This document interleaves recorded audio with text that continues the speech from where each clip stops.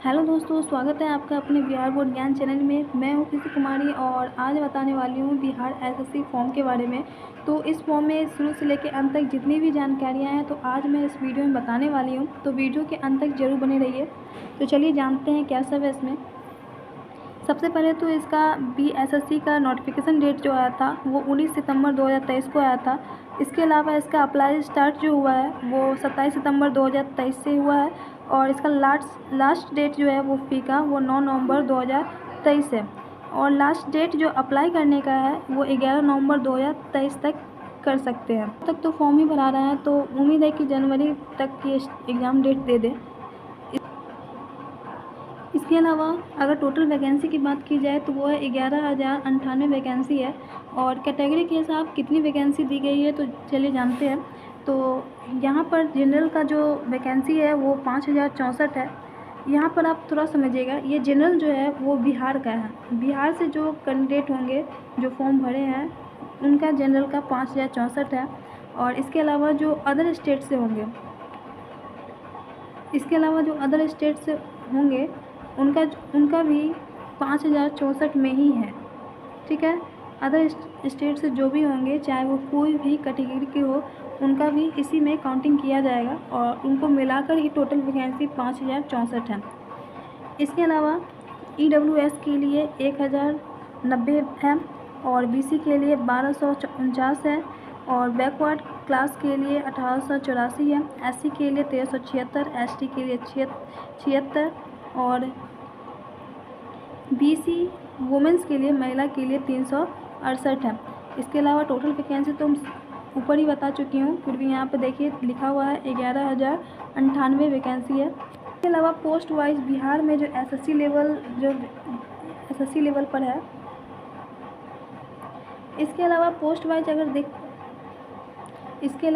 Post wise देखें तो यहाँ पे आप देख सकते हैं निम्न वर्गीय लिपिक के लिए 3,927 है, फाइल एरिया निरीक्षक के लिए 69 है, सहायक अनुदेशक यानी कि असिस्टेंट डायरेक्टर के लिए 7 है, राजस्व कर्मचारी रेवेन्यू एम्प्लॉय के लिए 3,559 है, पंचायत सचिव के लिए 3,532 है, टंकक सह लिपिक में जो है वो 4 है। तो आप यहाँ पर देखिएगा कि यहाँ पे कुछ जो है इसमें मैं बता दूँ कि इसमें कौन से पोस्ट में जो है कंप्यूटर टाइपिंग नहीं मांगा गया है। तो यहाँ पे आप देख लीजिए, ये फाइल एरिया जो कि जिसमें 69 सीट है, इसमें कंप्यूटर का टाइपिंग नहीं मांगा गया है। सिर्फ इसमें क्या चाहिए, तो इसमें चाहिए 12th पास होना चाहिए, तो वो इस पोस्ट के लिए एलिजिबल है। इसके अलावा राजस्व कर्मचारी में भी कंप्यूटर टाइपिंग नहीं मांगा गया है। तो आप यहाँ पर देख सकते हैं कि सिर्फ 12th पास पर कितने सारे पोस्ट है, 3,559।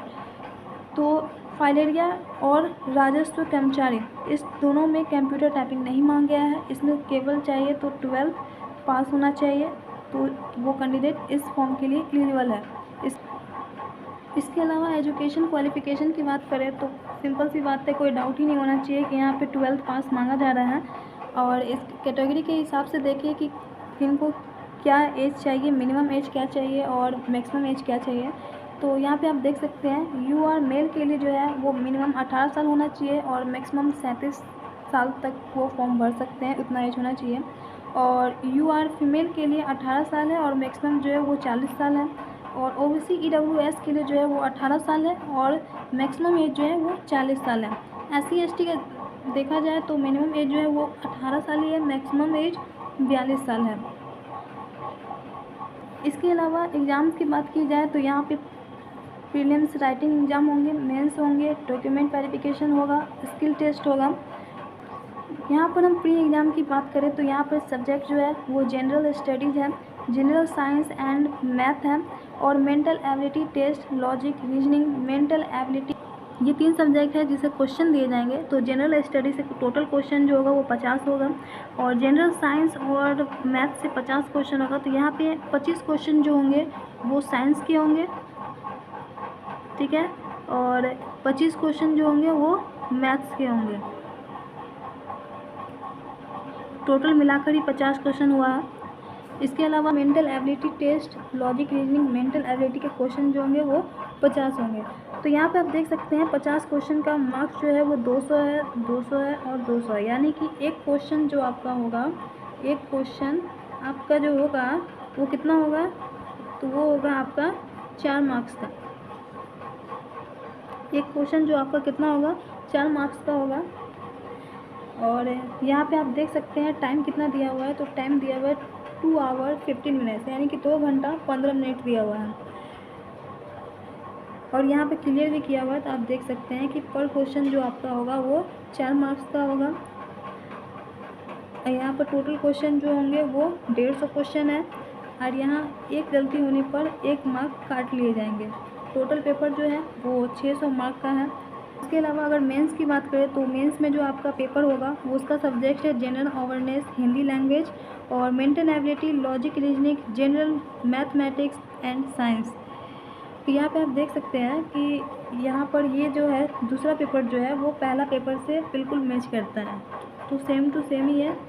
तो यहाँ पर जनरल अवेयरनेस और हिंदी लैंग्वेज जो है वो 100 मार्क्स का है, और मैक्सिमम जो मार्क्स है इसका, एक क्वेश्चन जो है 4 मार्क्स का है, तो इससे 400 मार्क्स हो गया। और इसका जो टाइमिंग है वो 2 आवर 50 मिनट्स है।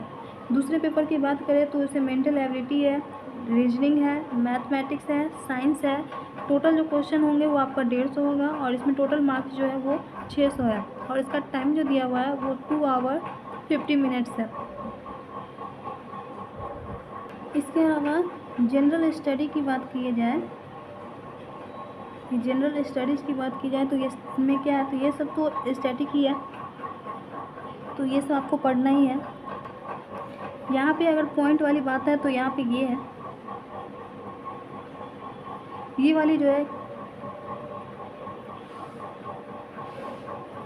Contribution of Bihar in Panchayati Raj 5 year plan and national movements. इसमें बस यही है कि बिहार में जो पंचायती से संबंधित कुछ जानकारियाँ भी होगी, चाहे वो राष्ट्र अंतर्राष्ट्रीय लेवल पे जो आंदोलन होते हैं वो बिहार से रिलेटेड जो भी होंगे, यानी कि बिहार स्पेशल आपको थोड़ा पढ़ लेना है, ठीक है। इससे संबंधित थोड़ी बहुत जानकारी आपको रखना है, उससे क्वेश्चन आपको पूछा जाएगा।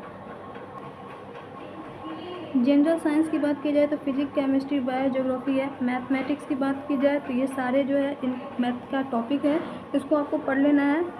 इसके अलावा जनरल इंटेलिजेंसी और रीजनिंग की बात करते तो ये सारे टॉपिक्स हैं, आप इन्हें देख लीजिए। इसके अलावा मेंस में हिंदी का जो आता है वो आता है वाक्य से आता है, उपवाक्य से आता है, पदबंध से आता है, शब्द, अक्षर, विसर्ग, संधि, संज्ञा, वचन,